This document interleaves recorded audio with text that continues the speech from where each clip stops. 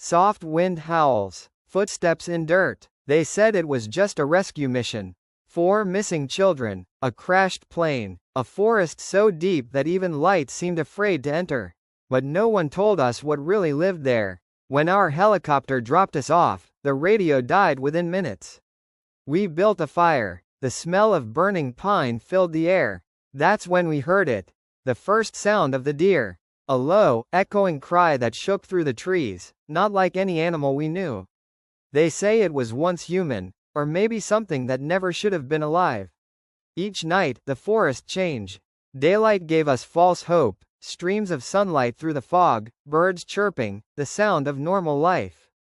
But as the sun set, the forest began to breathe. The air turned cold, the trees creaked like bones. And in the distance, 2 glowing eyes began to follow. We thought the animals were the danger, wolves, bears, even snakes.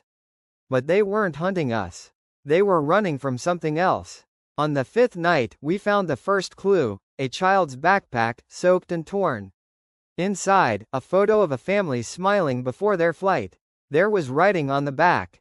A shaky note that said, "Don't follow the lights. The deer watches." We didn't understand at first. Until we saw them. Flickering lanterns in the distance. Voices whispering, chanting. We thought it was rescue teams.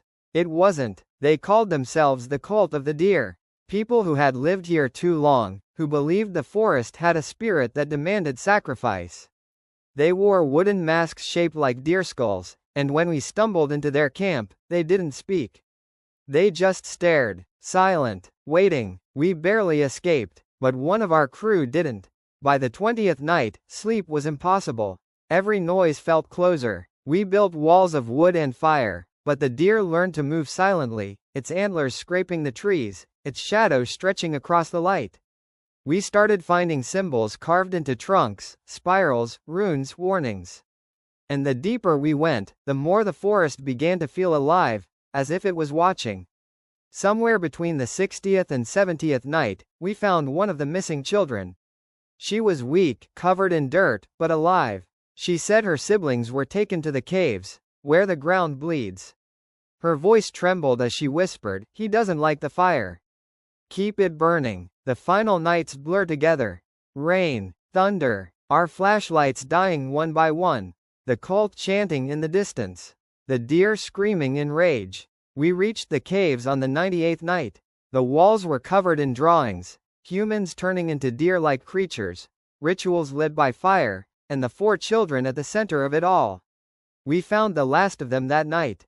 And when dawn came on the 99th day, the forest fell silent. No one talks about what happened after. The official report says the rescuers disappeared. Only the children survived. But sometimes, at night, campers near that forest still hear the sound of hooves in the dark, and a voice whispering, "Keep the fire burning."